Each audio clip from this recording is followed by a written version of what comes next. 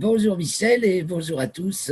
Nous allons commenter les thèmes astrologiques de la période du 4 au 12 avril 2021, soit la quatrième phase de la troisième lune d'hiver. Comme je le disais dans la vidéo précédente, un hiver qui se fait un peu sentir. Nous allons voir que la lune passe du signe du Capricorne à celui du Bélier, donc nous passe dans les signes d'hiver, on a un petit coup de froid, et donc elle passe, du coup on la voit devant la constellation du Sagittaire jusqu'à celle des Poissons. Enfin on ne la verra plus d'ailleurs, car c'est la nouvelle lune à la fin de la semaine, avec une lune qui déjà au dernier quartier se lève théoriquement au milieu de la nuit. C'est déjà 2 heures du matin, mais elle est vachement décalée, elle se lève déjà beaucoup plus tard. À 4 heures du matin, elle se lève le 5 en accompagnant Pluton. Le 6, elle se lève à 5 heures du matin, elle accompagne Saturne. Le 7, elle se lève à 6 heures du matin à peu près, elle accompagne Jupiter. Et le 8 et le 9, elle accompagne Neptune. On peut la déceler Neptune encore. On ne voit pas Neptune, hein, mais le fin croissant de lune, oui, vers 6h30, 7h moins le quart.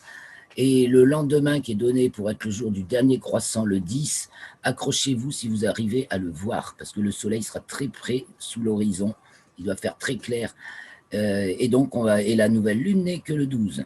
Donc ça va faire beaucoup de nuits sans lune. Donc regardez le 6 au matin avec Saturne, le 7 au matin avec Jupiter. C'est avant le jour, quoi, puisqu'elle se lève, c'est du côté du sud-est, au sud-est, puisqu'elles sont devant le signe du Capricorne qui se lève au sud-est dans nos contrées septentrionales. Et voilà pour le petit résumé. Donc les planètes visibles le matin, il y a Saturne d'abord et Jupiter, n'est-ce pas? Saturne se lève vers 5h, Jupiter vers 5h30. Et le soir, il n'y a plus que Mars qui est toujours bien visible, qui ressemble un peu à Aldébaran, qui n'est pas loin encore d'Aldébaran, quoiqu'elle s'en éloigne, de même, encore pratiquement de même éclat et rougeoyante. Donc, je vous invite à aller voir l'article parce que j'ai mis des photos encore de Mars avec les Pléiades, très belles, et puis quelques belles photos. Un tracé de Sirius B, photographique, sur plusieurs années, intéressant aussi. Et puis des dernières photos de Mars avec le robot Persévérance, Curiosity qui ne veut pas se laisser oublier quand on voit un selfie, enfin bon, etc. Voilà, et donc que se passe-t-il du côté des planètes durant la semaine? C'est donc Mercure qui rentre dans le signe du Bélier le 4, passe en déclinaison nord le 6, et passe devant la constellation de la Baleine du 7 au 9. Ensuite, elle se retrouve devant les Poissons. Et puis, nous avons aussi Pluton, le 5, qui se trouve en déclinaison minimale. Donc, en termes de planètes, on a Mercure et Pluton qui font des trucs. Donc, c'est ambiance petit t, transcendance intensive. Je vais vous montrer le RET, donc. Un partage vite fait sur le RET, partagé. C'est pour montrer donc Mercure et Pluton, donc ces deux fonctions transcendance intensive. Donc Saturne, mais donc ça fait prendre du recul, de la distance. Ouah, Christophe, tu peux enlever ton masque. Il vient de me masquer. Voilà. J'arrête le partage, attention, on va devoir arrêter le partage. T'es obligé d'être masqué là? Ah, il vous fait une blague. Mais c'est passé hein, le 1er avril, hein. On est le 4, c'est joyeuse Pâques aujourd'hui. Fallait que je le fasse au moins une fois. Ah ouais, bah ouais. Tu vas bien? Ça va. Nickel.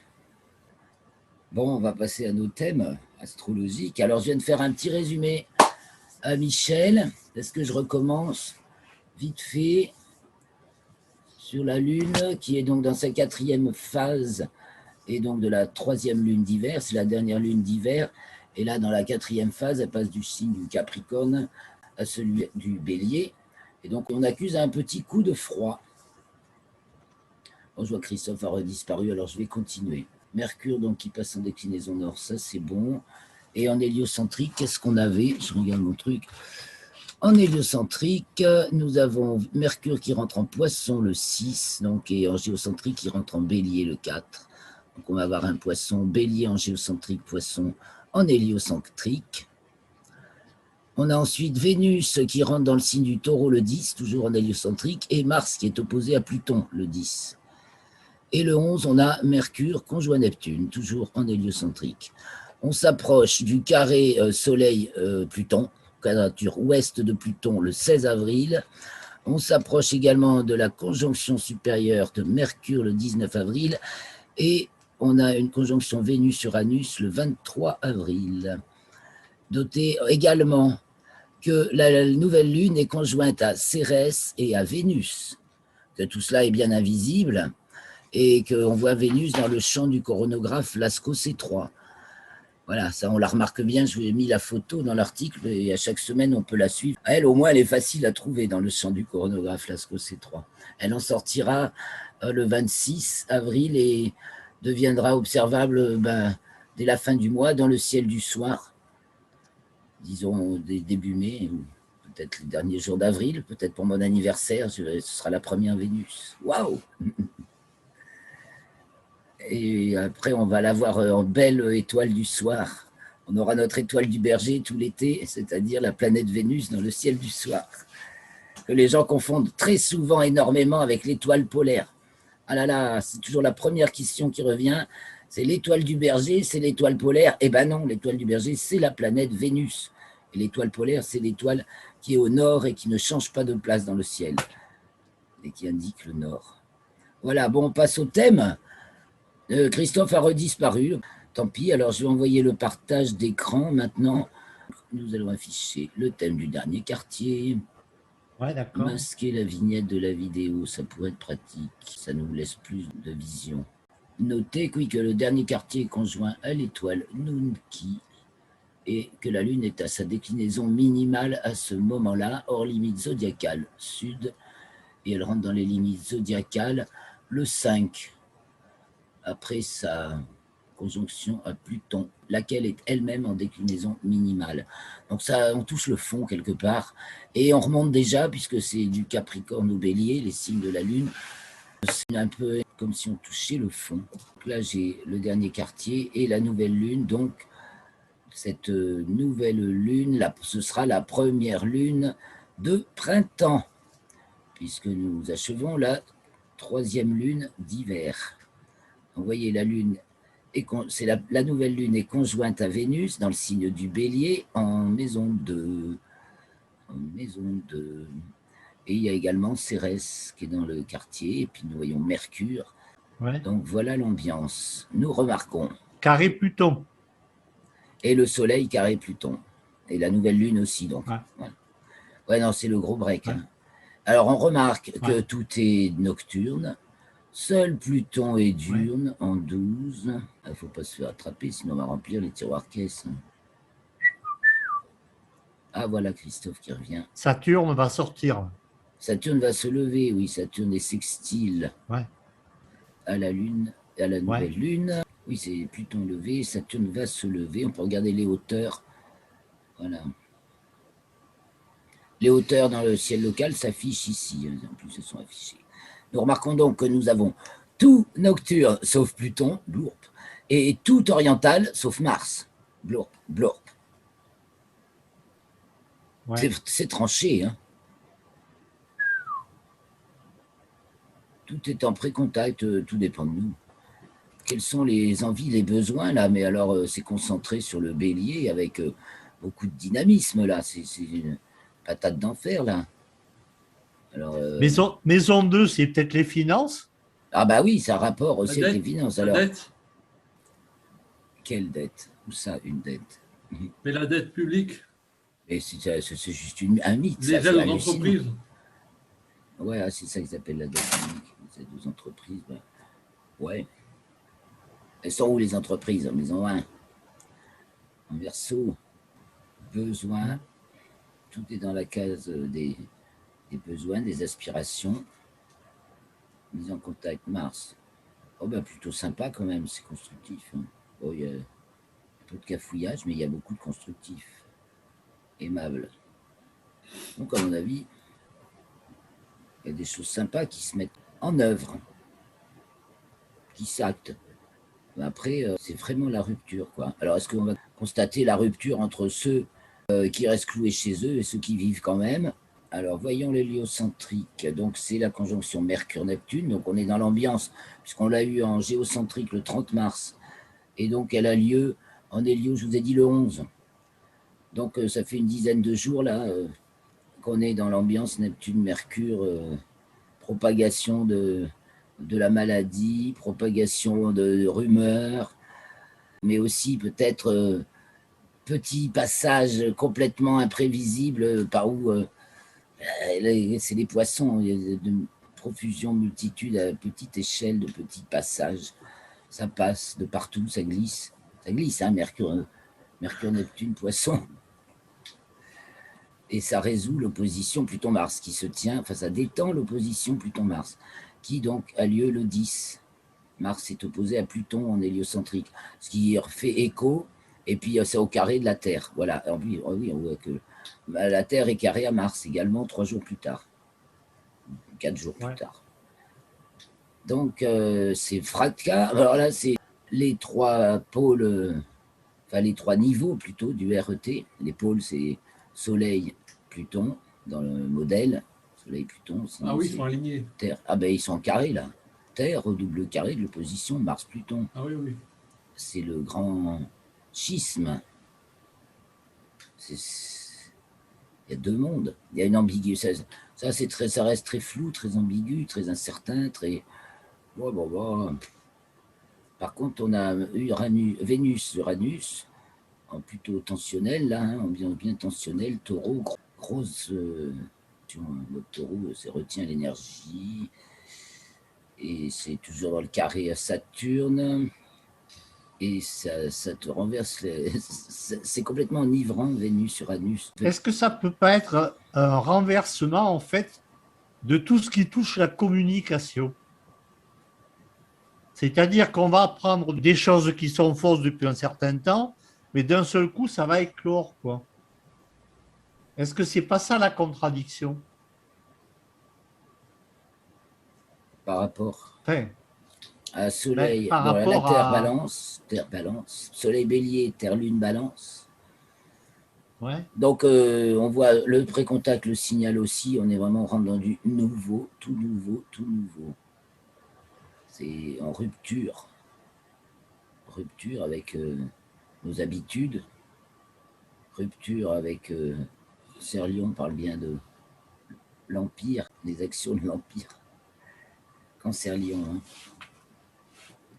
Et toi, tu dis un changement dans l'information. C'est Mercure-Neptune qui te fait penser ça. Ça fait penser à tous les canaux d'information parallèles, quoi, justement. Ils sont, oui, c'est ça que je voulais dire, multiples, transversaux, horizontaux. Voilà, et ça passe par toute une multitude de canaux comme ça qui permettent de détendre cette opposition. Puis il y a quand même, c'est le pouvoir magique, hein. Pouvoir total. Alors le grand pouvoir de tout, c'est d'aligner les 3 pouvoirs. Alors un peu de RET. Vous voyez le RET? Vous voyez le RET? Oui.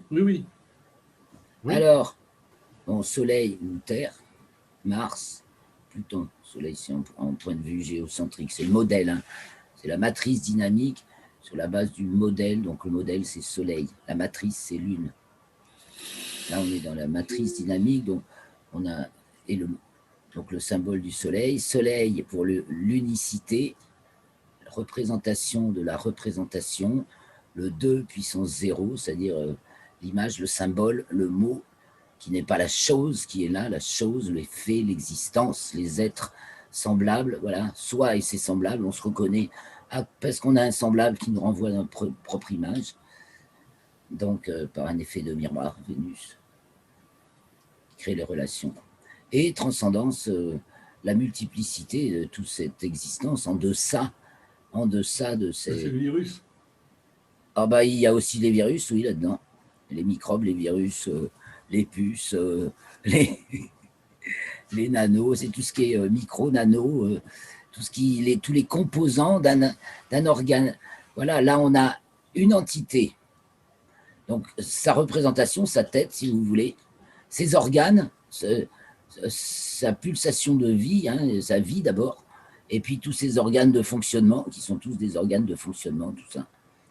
Et puis tous ses composants, les 5 agrégats qui composent la vie, qui composent l'existence. C'est une structure donnée dans le Sutra du Lotus, mais qui rejoint tellement, ça s'explique tellement avec le RET que c'est ça, quoi. Il y a une profondeur d'enseignement qui vient de très, très, très, très loin. Et donc, ça, le RET le restitue vachement bien, en fait. Donc, les 5 agrégats ou les composants de ce qui compose un organisme vivant, qui est tout ça. Et donc, là, on a le pouvoir, on a les grands pouvoirs, Soleil, Mars, Pluton. Hein. Ça, c'est l'axe du grand pouvoir.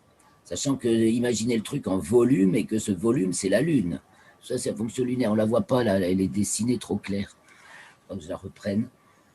Donc, on a, c'est un corps, et le corps, l'existence du corps, c'est la Lune, sa matérialité, sa globalité, ce qui le cerne, ce qui marque c'est ses frontières. l'homogénéité, quoi.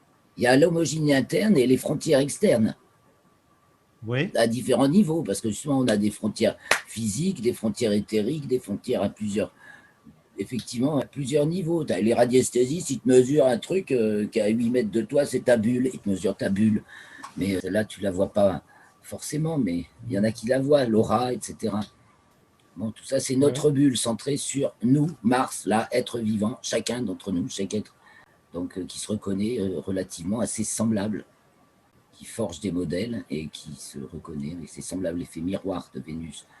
Alors, je reviens sur les thèmes. Donc, du 12, vous voyez Vénus. Ouais, il y a une auto-griserie peut-être. Revenons un peu même sur le thème du bélier, puisque, important, thème du bélier, puisque c'est cette nouvelle lune qui va actualiser ce thème bélier. Maintenant qu'on a un peu vu la nouvelle lune, hein, quand même assez particulière, hein. Pluton seul diurne en 12, et Mars seul oriental en Gémeaux en 4. Donc, et tout le reste pré-contact, avec Saturne dans l'ascendant Gémeaux. Ça va être une sacrée nouvelle lune. Nous voyons que dans le thème du bélier, au contraire, nous avions tout diurne, avec la lune qui se lève en Gémeaux. On est dans la même dynamique, très dynamique. Ouais. Mais il y a un putain de caillou, là. Hein. Un caillou. C'est la distanciation sociale, le Soleil, Vénus, sextile Pluton. Ah, se vit bien, la distanciation sociale. Il y a un peu de ça, hein. Et comment on peut interpréter ce carré Saturne-Uranus là? Saturne-Uranus. Revenons sur le RET. Parce que c'est la 9, oui. Saturne, dans ce cas-là. Attends, je reviens sur le thème alors plutôt d'abord. Oui, Saturne-Uranus, oui. Dans le thème du bélier, là. En 12. Et Uranus, ouais, à peu près en 12. Hein. Ouais, carrément, ça se confirme avec le local. Donc Saturne en 9, Uranus en 12. Ouais. Donc dans le RET, Saturne et le relais. Le relais avec Uranus. Ben, Saturne, d'abord, c'est le relais existence de la transcendance. Et Uranus, c'est le relais représentation de la transcendance. Représentation de la transcendance. Alors, c'est très ingénierie, ça. Donc, s'ils sont accordés Saturne va faire des recherches, va élaborer va construire des trucs, des fondations, des machines, des trucs, de l'inédit. Et puis Uranus va inspiré par une vision du futur. Donc ça peut entraîner de la super ingénierie. Je vous signale qu'il ne faut pas perdre de vue ce qui se fait dans le spatial. Ça prend une ampleur extraordinaire là, cette année. Et ça y est pas pour rien, parce que déjà Saturne Verseau, hein, on s'en va dans les airs. Et carré Uranus Taureau, on se lance sur des super boosters, des lanceurs qui sont efficaces, récupérables. Bon, il y a plein d'essais ratés, vous pourrez voir, mais ça continue à avancer, ça avance inéluctablement. Ça, c'est très important de voir ça. Et donc, en Verseau, en 9, effectivement, c'est axé sur la conquête de l'espace. Il y a beaucoup de ça, hein. Pendant qu'on occupe le peuple avec des maladies. On a une super voile. C'est magnifique, le thème Hélio, la forme du thème Hélio, on dirait une voile très, très dynamique. Très, très dynamique. Il y a de la nouveauté, on va vers l'avant. Après, au niveau information, donc on voit qu'on a eu Mercure opposé Mars et Mars opposé Pluton. Et on aura Mercure conjoint Pluton pour boucler le truc.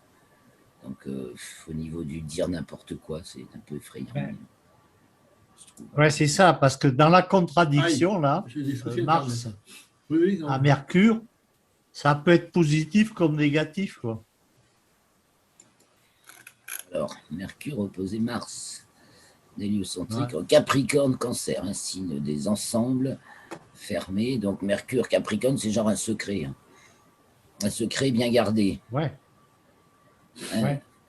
Opposé Mars-Cancer, Alors, mince, il justement, concerne la planète. Ah ouais, mais on sans parler d'ingénierie. Ah zut, il concerne la planète. Ah puis mince, il est fait pour détruire la planète. Ah mince, ça craint. ça Un peu. craint. Ça, bah oui, peut-être. Est-ce que ça finit par. Est-ce que ces secrets-là finissent par percer au grand jour? Ça serait un peu le sens de cette Ouais. configuration à l'ascendant en Gémeaux, Lune, Ouais. Mars, au nœud ascendant de la Lune, en Gémeaux. Ça sort péniblement, mais ça sort. Si c'était vrai. Ouais. Donc il y a ça. En fait, ça pourrait être une révélation nouvelle, Ben oui, mais regarde, on a toujours ce comme beau un trigone. changement d'état par rapport à avant. Pas d'état au sens de l'état, mais au sens de l'information.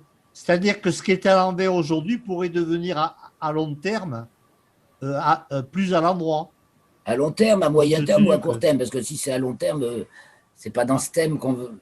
Enfin, je veux dire, on peut le dire depuis ben, longtemps. oui, enfin, c'est au moins à moyen terme, hein, parce que 2022, c'est quand? Bah, C'est c'est dans l'année un an. Hein. prochaine.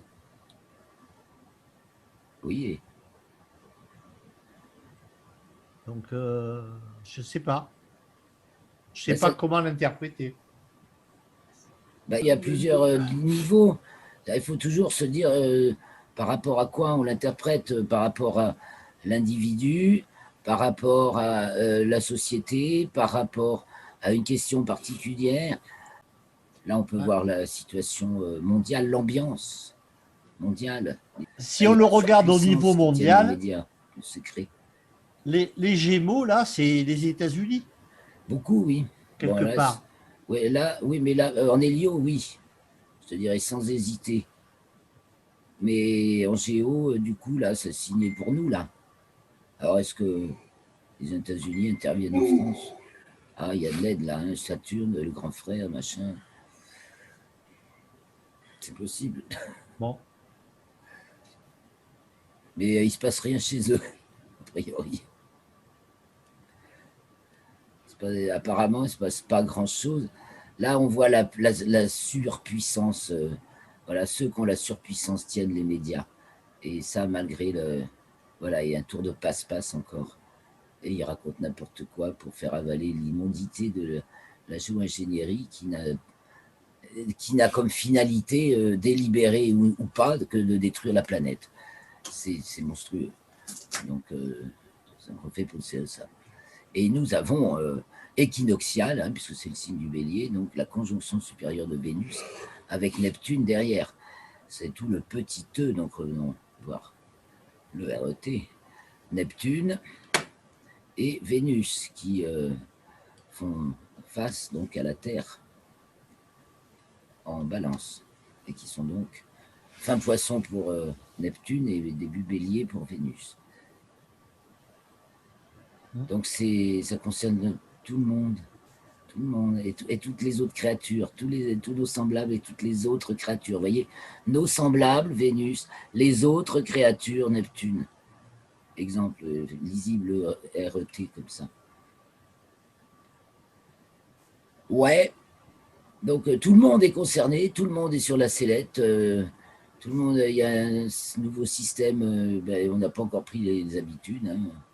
Il y a des contraintes, il y a des puissants qui tiennent le monde toujours, et ça craque, mais ça vient, Ouais. il se passe quelque chose, ça c'est sûr.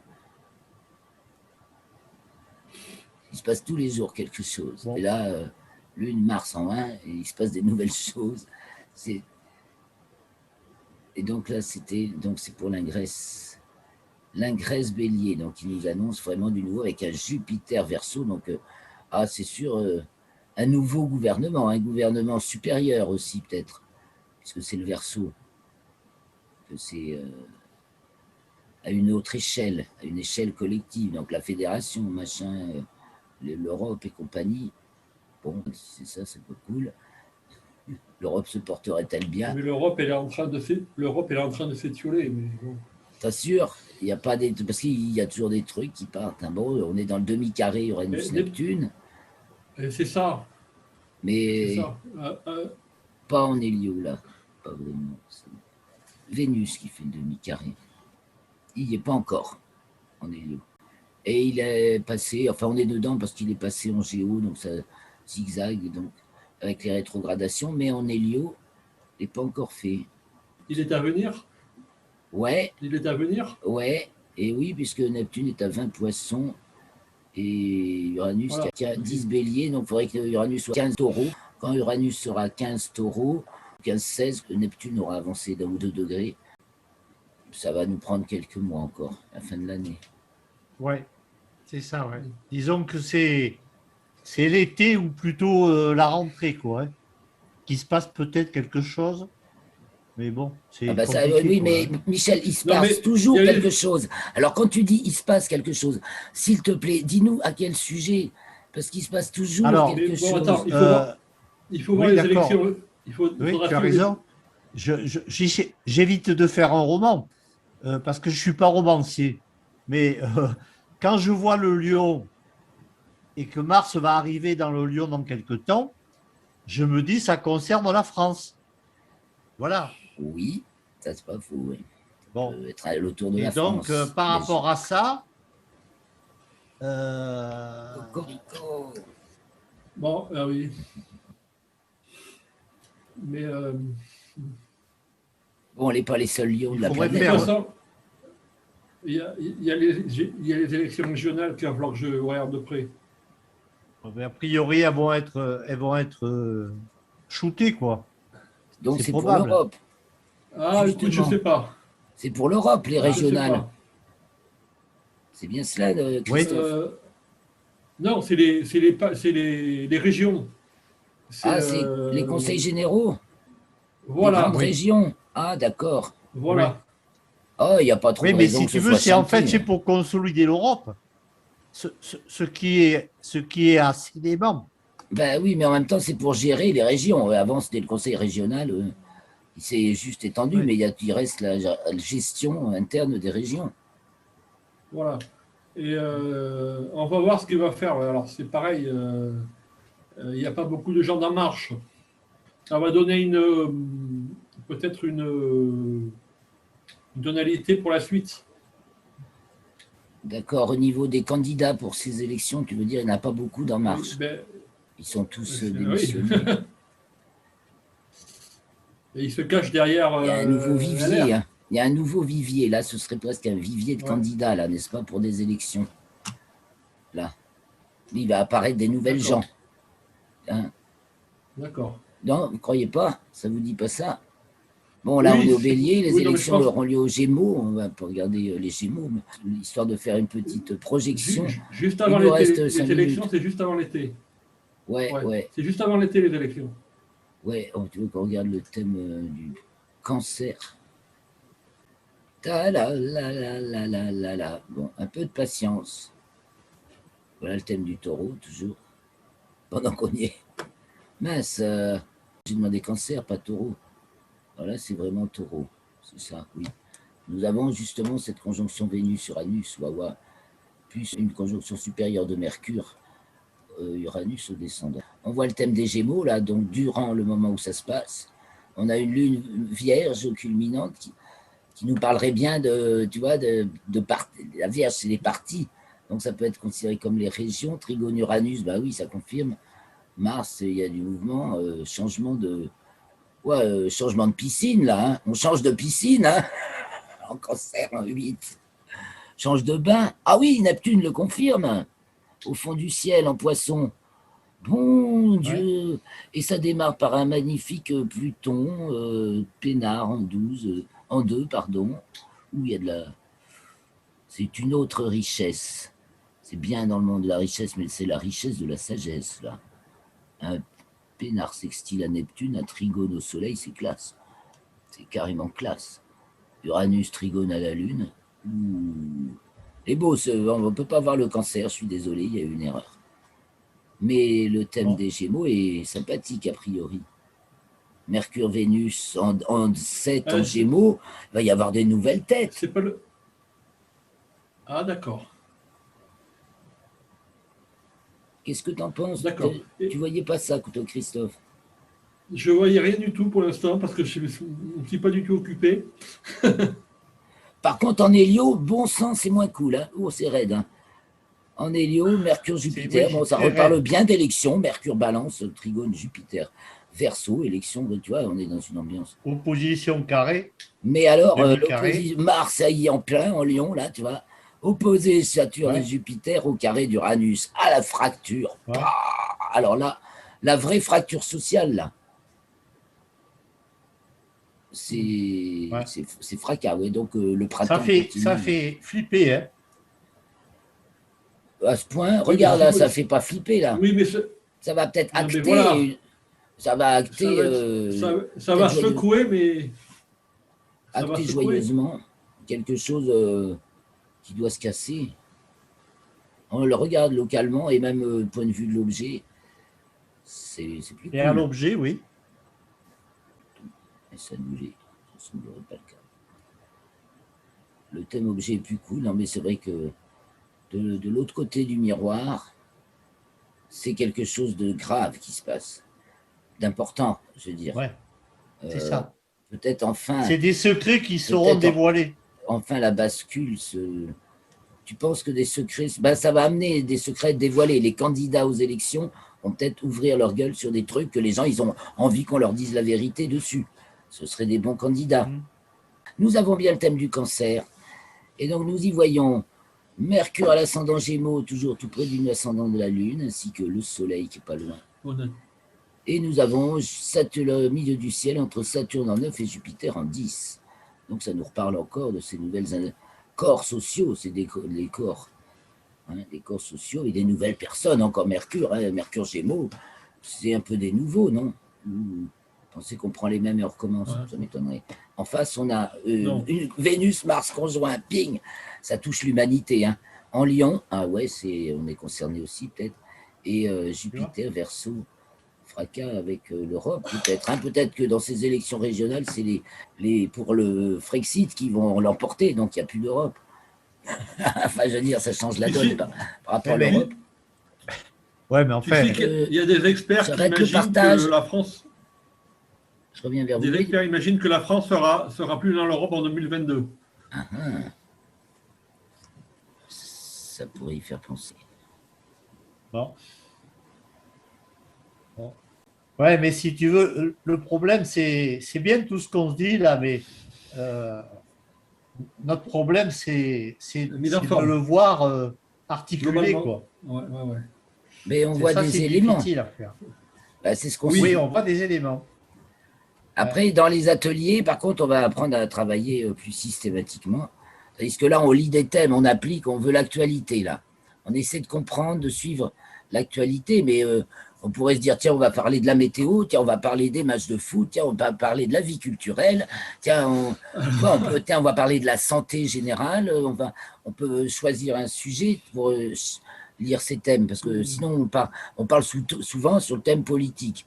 Voilà, mais il y a plein d'autres sujets. Il ne faut pas oublier de le rappeler, parce qu'on peut parler de plein d'autres choses en lisant les thèmes. Donc, on se dit ciao, ciao, et puis la semaine prochaine, donc ce sera décalé d'un jour, puisque nouvelle lune a donc lieu le 12 à 4h30 du matin.